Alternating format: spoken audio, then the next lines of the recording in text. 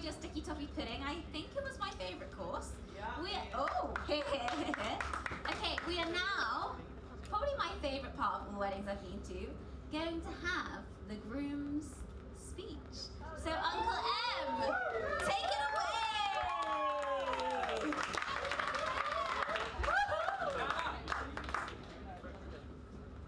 So, firstly, my most sincere thank you to all of you for being here on this special day. A sincere thank you extended from myself and my wife!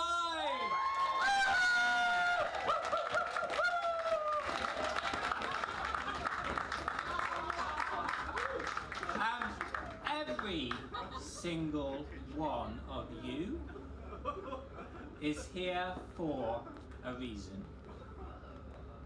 You are our friends and family that we just love and treasure and care for the most. You are the ones that have shown the most dedication and commitment to myself and Sarah, and also everyone on the live stream as well. Thank you so much for being here. Sarah and I believe that a wedding is not really a party, although we've had an amazing party. Marriage is about a commitment. Obviously, it's a commitment between myself and Sarah, but it is also a wider commitment. It is a commitment of us to all of you, our most treasured friends and family. And it's also the commitment of all you guys to us. And like I said, that is why we wanted all of you, and you specifically, and all of you on the live stream, to be part of this, because there is no group of people that Sarah and I would rather be committed to and to have committed to us than all of you. So sincerely, thank you to all of you. Now, Sarah and I would like to start by thanking our parents, my mum and dad, Sarah's mummy and daddy. Sarah really puts it the best when she says that you, more than anyone else in the whole world, have shown us what love and commitment looks like. And for that, we are truly thankful.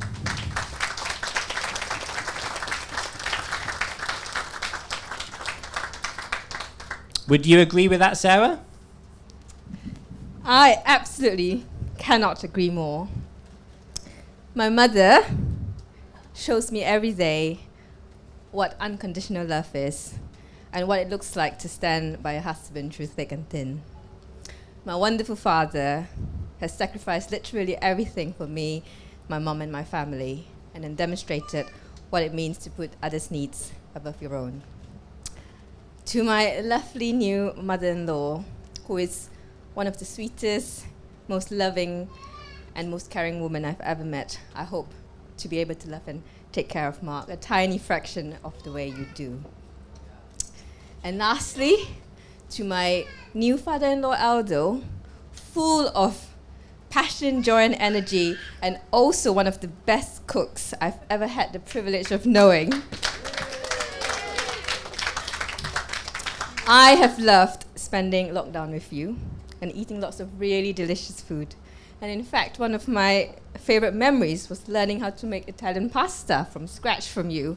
So much so that Mark and I have decided to create a wedding edition of Aldo's Italian cookery, for which you will all receive a copy of.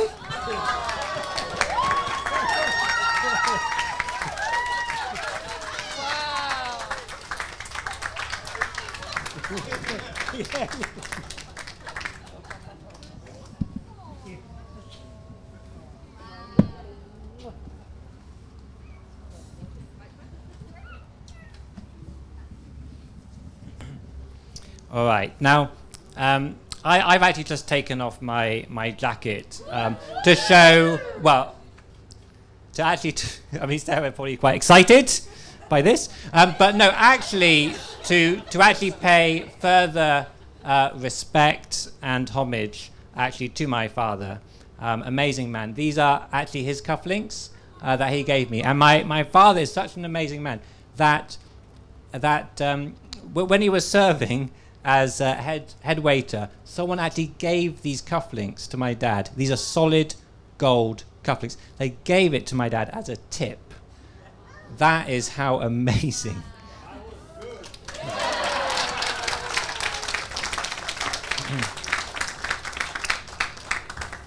All right, so I now need to thank my sister Andrea and brother-in-law Gareth for hosting us at this amazing venue.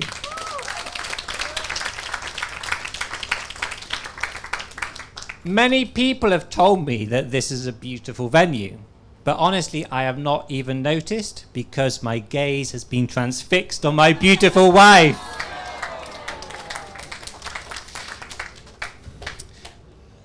Gareth has actually spent literally the last month flattening this lawn, cutting down trees so that we could fit this inside here. And honestly, that is actually just a little glimpse, I think, of what it means for us as a family, both Mini Kielo family and Ung family, is that honestly we will do whatever it takes for each other. So thank you, Gareth.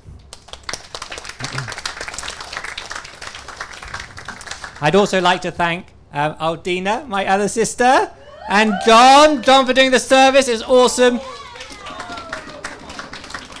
You have just been the absolute best support for us, Aldina and John. I know just so much love, and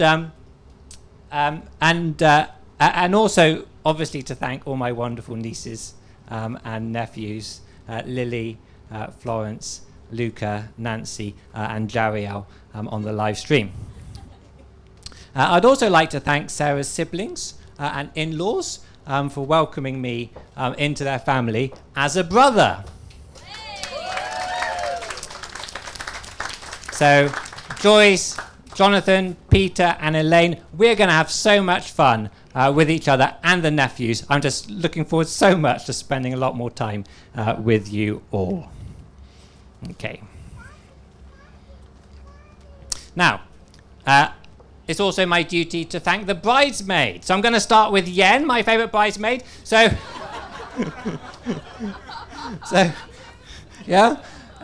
so Yen is actually Sarah's next door neighbour, believe it or not. And honestly, Yen has just and Dave have just welcomed me amazingly into their little Oxford community, and just the whole Oxford crew. You have just welcomed me so well into your friendship group there, and I must thank you so much, obviously, for giving me the seal of approval when Sarah first introduced me to all of you, and then of course Doreen.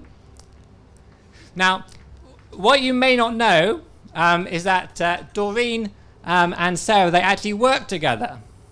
They both do experiments on humans together. That's their job, running clinical trials. Now, when I have observed Doreen and Sarah, what I've noticed is that they are just an incredible team.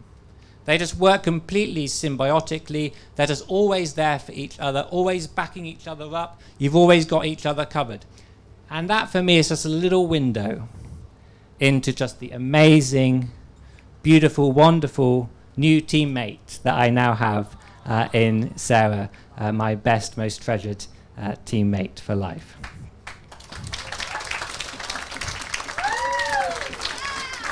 And now for Lemmy, my best man. So we have literally travelled continents to be, I mean, that's actually true. Lemmy and I have travelled continents to be with each other. Now, Lemmy is actually the most Christian man that I know. He won't acknowledge it, but he is the most Christian man I know. And if you want to be inspired in your faith, then just look to Lemmy. Honestly, if Jesus were choosing his 12 disciples today, Lemmy would probably be one of them.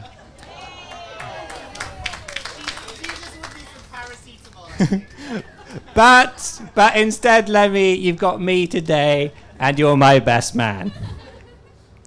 Sarah should know that actually if it weren't for Lemmy, then we may not be husband and wife. Because it was actually Lemmy that introduced me to Southeast Asian culture and cuisine and all that. And it was your, all that info, Lemmy, that you gave me that enabled me to impress Sarah so well on our first date. So now I have got to thank very much the Liverpool Cruise. Yeah, the Liverpool Cruise. Give it up for the Liverpool Cruise. Thank you so much for being Sarah's home away from home. She views you, the Liverpool crew, as the ideal example of what community looks like. Just the amazing ways in which you open your hearts and your homes to other people have been an inspiration to Sarah and also an inspiration to me, and that is something that we will seek to emulate in our marriage. And Maurice, thank you so much. There's no one else in the world that Sarah wanted to give that address than you. So thank you again to the Liverpool crew.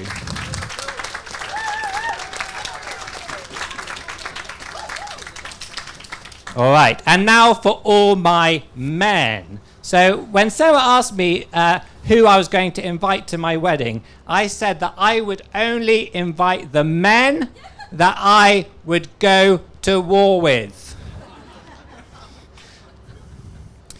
And that is you. You are men who do not flake out. You are men of the utmost character and integrity. I know that if I ask anything of any one of you, that you will do it for me, and vice versa.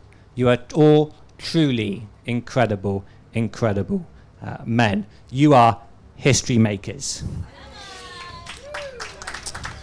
Now, finally and most importantly, I must, of course, thank my beautiful wife. Doesn't she look beautiful?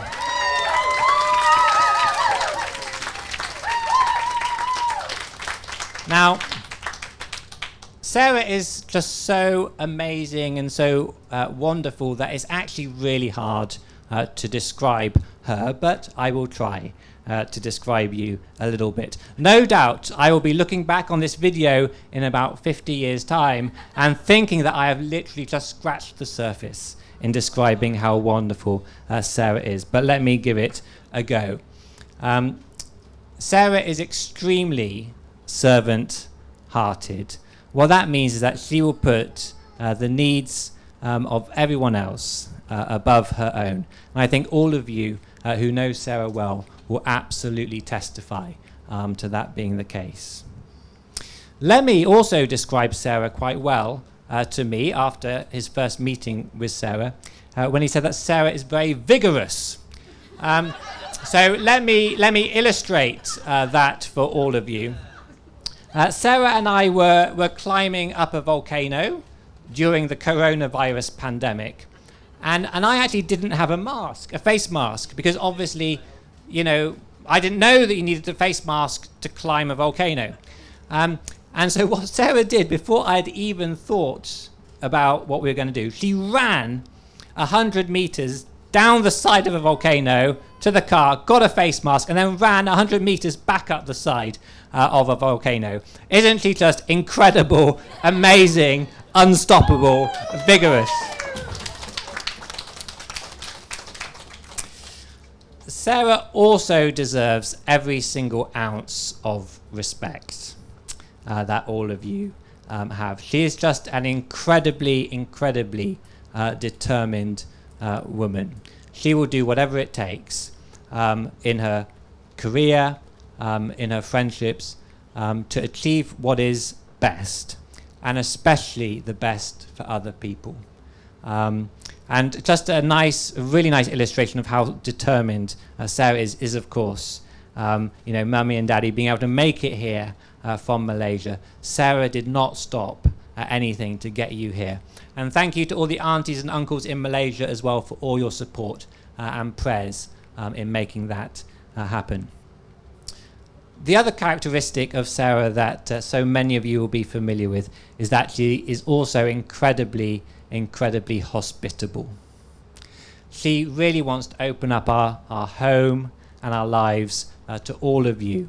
And so I just want to say that, this is not the end of our friendship, Lemmy. Like, this is, you are all welcome into our lives. So, Sarah, my promise to you is that I will always love you with all my heart, that I will treasure you just as I know that you treasure me. And I'm so looking forward to our life together, a life full of adventure and of excitement and of faith. And I'm so looking forward to us being family together.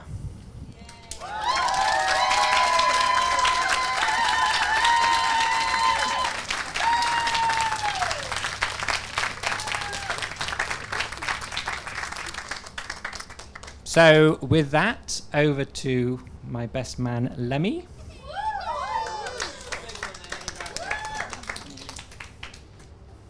Okay, so this isn't actually part of my best man speech, but I'm going to include it anyway.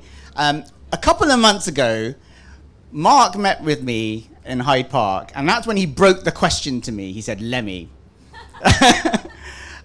will you be my best man at my wedding? And actually, Sarah, you were a witness of that at that meeting, and I specifically remember, because I have an Intel Pentium processor for a brain here, and I actually remembered this. I specifically remembered Mark saying, "Don't worry, you don't have to do very much. You just stand next to me, and afterwards you do a little speech, and it's all over after that."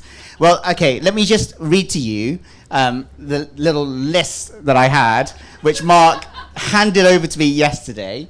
Mark, you said, Lemmy to look after the photographers, Lemmy to look after the live stream, Lemmy to look after the audio visual, Lemmy to make sure that musicians are okay, Lemmy to usher this people and that people, Lemmy to deliver the flowers, Lemmy to mingle with people, Lemmy to look after some specific people, Lemmy to gather everyone for the photos, Lemmy to do this and that. So thank you very much, Mark. So I know you said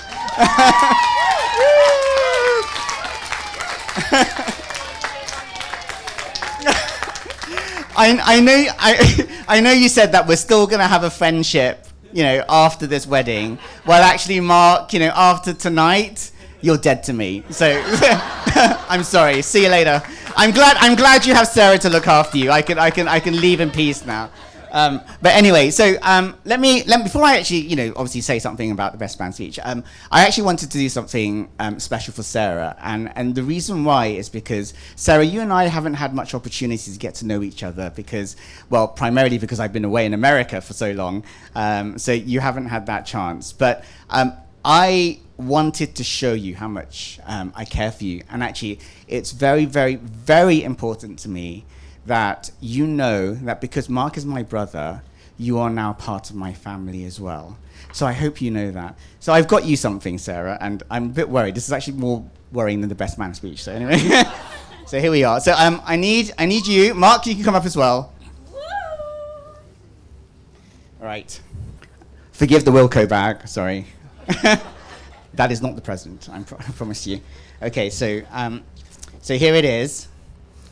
Whatever happens when you open it, even if you don't like it, just lie. Don't go like, oh, Lemmy, I hate it, I really hate it, and then I'll have to kind of run out the tent crying or something like that. But I really hope that you like it, because I did spend a lot of time on this.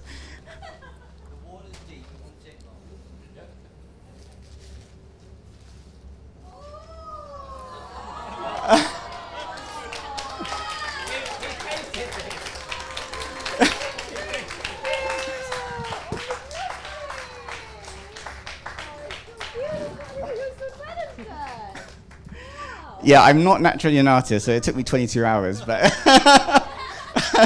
I'm glad you're okay with it. Now, even if you don't like it, what you can do is you can drill a hole in your wall, and you can cover it with those, the kind of automatic machines. But when I come round, you just press the remote, and then the screen comes up, and then you can show the picture, and then when I'm gone again, you can then just close it again. So that's fine. Okay.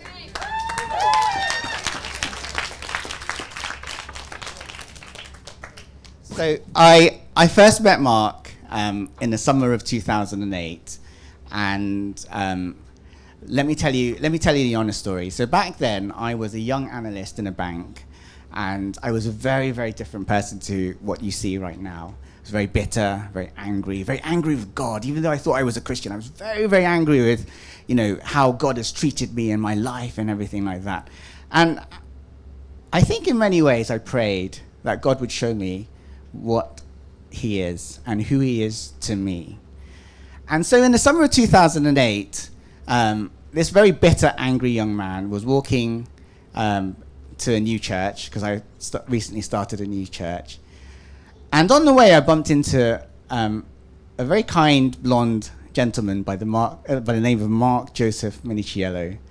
Now, back then, Mark didn't really have much of a dress sense. So so I remember like meeting Mark for the first time, and I looked at him, and he was wearing even worse glasses than he is wearing now. Like, it was just like really super thick, geeky, horn-rimmed glasses that, you just made him look like a geeky scientist. One of those people that you want to lock up in a laboratory and then just like throw away the key and just like, tell them you just do research and stuff like that.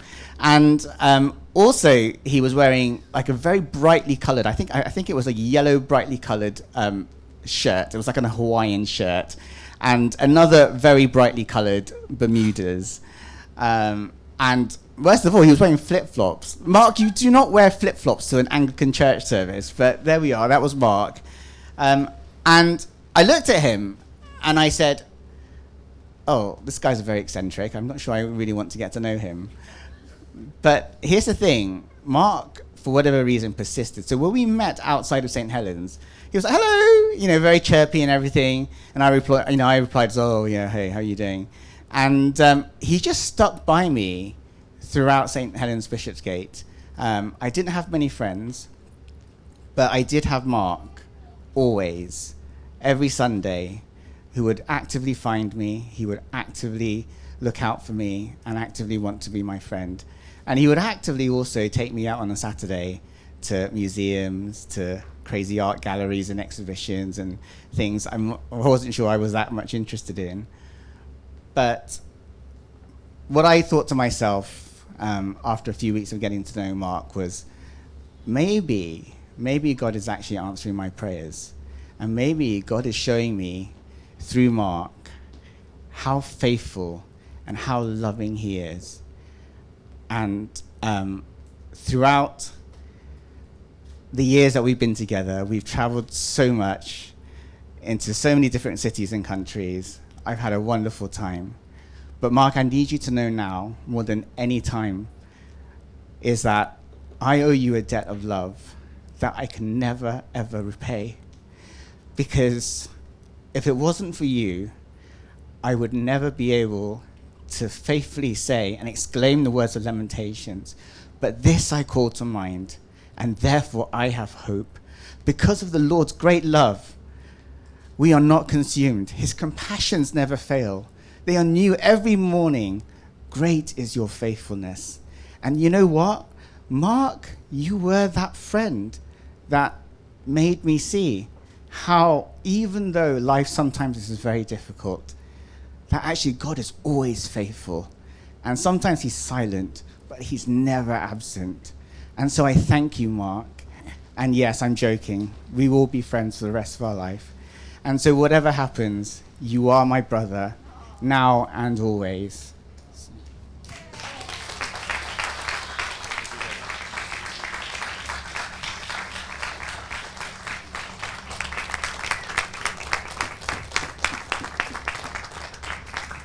So what do you want to do now? You want to do the Ramsey?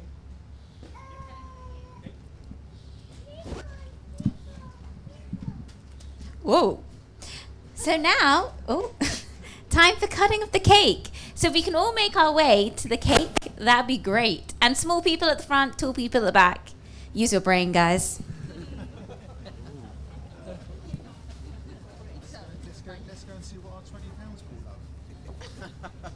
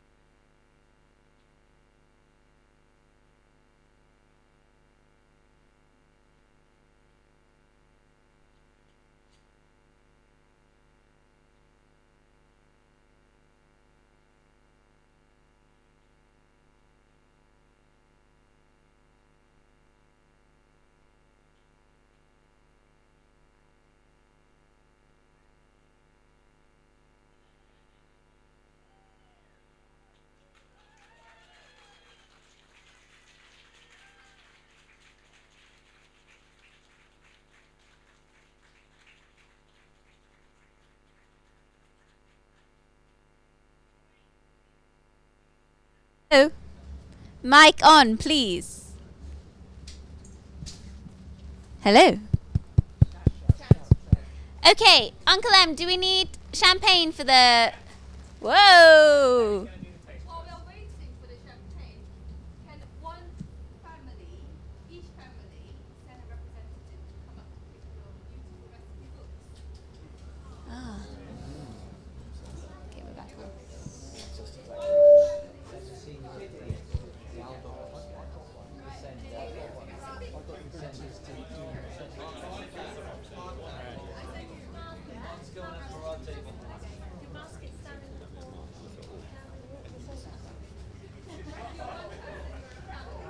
We need champagne. Hey, can you distribute the champagne? Can you do the champagne? Oh, yeah. For everyone. What's it called?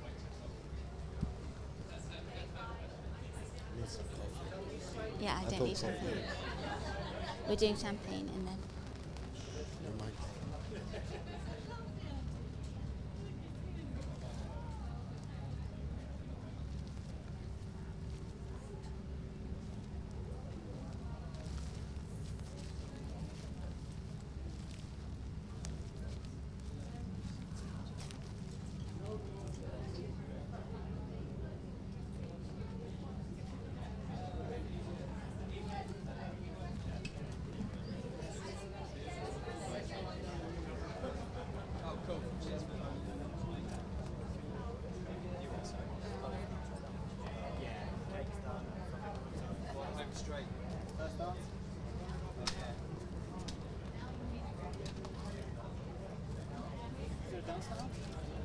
First dance at all, or is that the Caleb?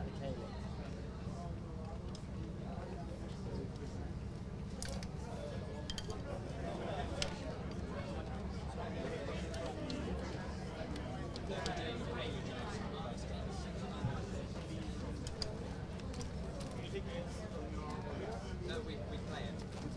When band. Yeah, I don't really. This is not really what I do.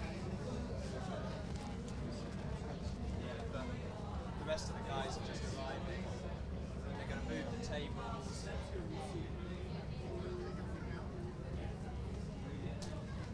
it's going to be a little bit. Are you going to need the microphone soon? No. No. So all you're good to. I'll pick them up now. But thank you.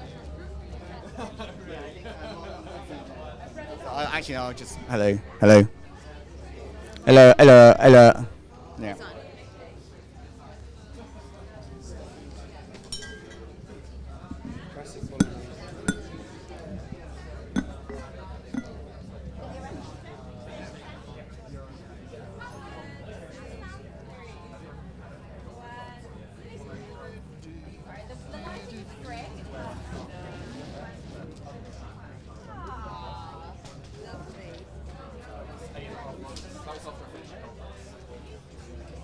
Okay.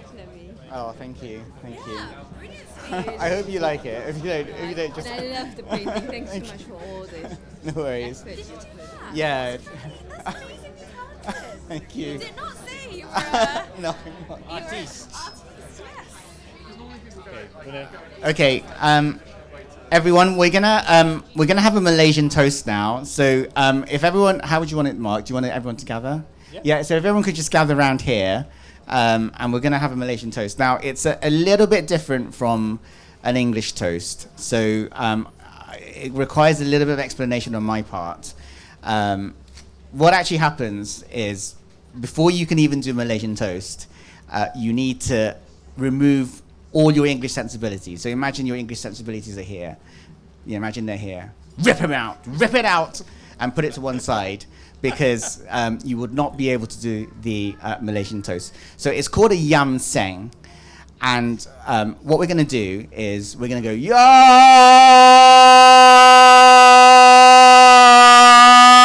and it's going to be at least over 30 seconds, right? So the louder it is, the better. And then afterwards, I will sort of wave my hands, and then we'll all kind of finish it together going, sing, So can we do that? So we're gonna do a bit of a dry run. Now each yam saying actually means something. So we're gonna do it 3 times. Does everyone have a glass? Very good. Very good. Okay. So we're going to do it. We're going to do it 3 times, and each time actually means something. Now I'm going to invite Uncle and Auntie to come up. So Uncle and Auntie, would you please come up? Everyone, give a round of applause to Uncle and Auntie. So and actually, if Joyce and Jonathan could come up as well. Actually, I think Joyce is very good at yam saying. I've heard. So Joyce, where are you? You can't escape. Please come up.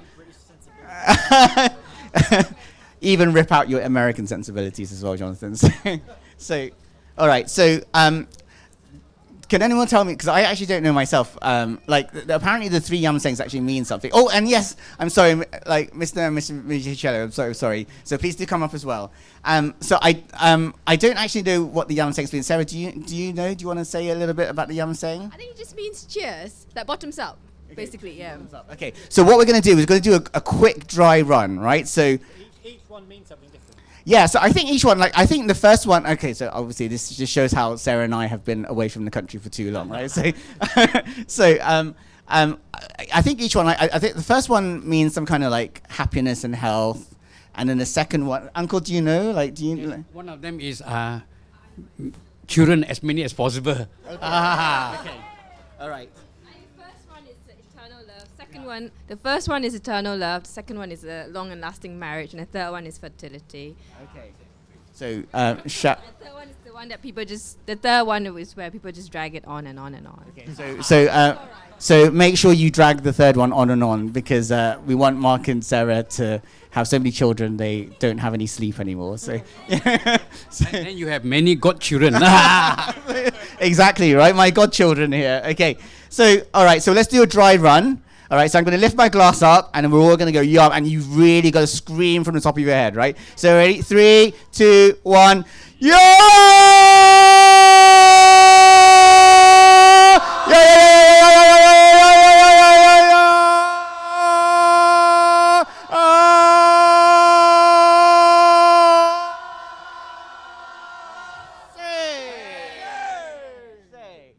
That was very good. I don't think it's actually loud enough. Now, national pride is at stake because the Malaysian Bible Fellowship across in Malaysia are actually looking at this as well. So we need to show these Malaysians how it's properly done. So can you please shout loud? It's actually okay for you to ululate halfway through the yam. So if you want to go or do something like that, that is also perfectly acceptable as well. So it is actually absolutely fine, and people used to do yeah. So it's fine. Is that right, Uncle? Correct. Yum.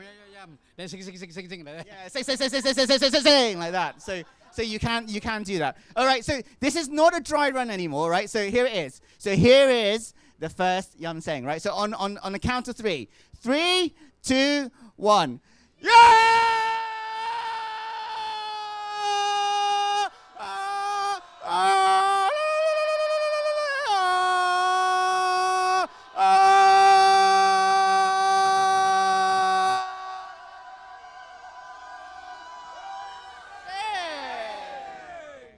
Very good. All right. For the second yam saying, are you ready? Are you ready? All right. 3, 2, 1. Yeah!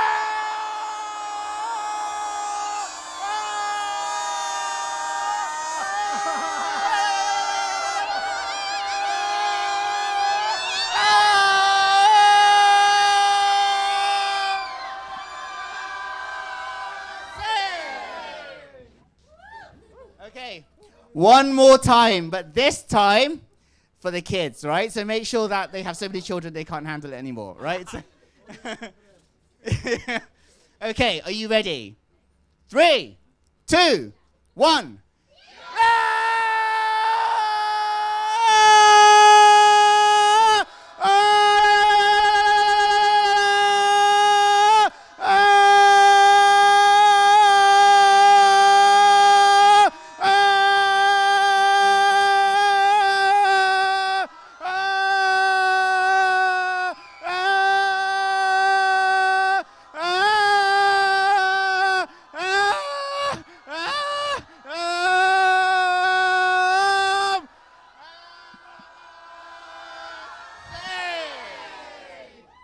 Thank you very much. Very good. Cheers, David. All right, what's next? I don't know. What's next? What's next? Okay, so after that, not that we need any more energy, but coffee is being served. So feel free to grab a cup of coffee, and then we'll do a cake or Kaylee? Kaylee. Cake needs to be cut. And then we will Kaylee.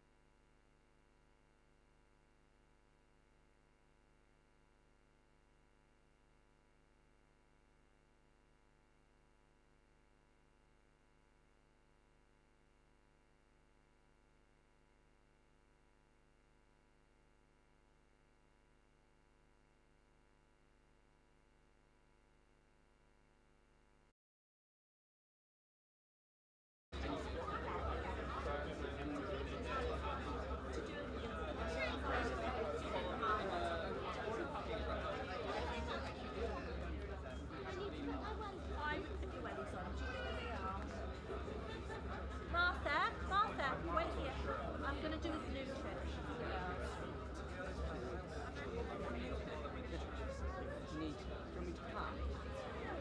You stay here with Alfie because he can just slip out.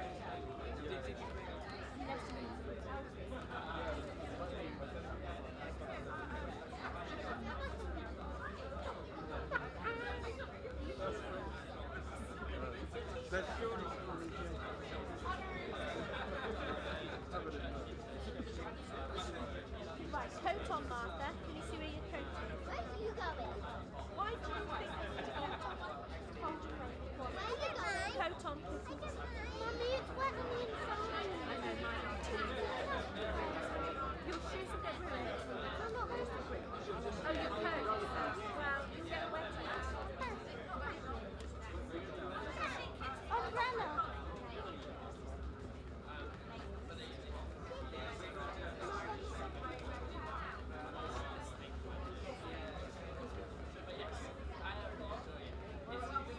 Yeah. I'm just trying to get a time frame on like when Yeah. start time would be. Definitely won't. I mean, they're clearing the tables as well.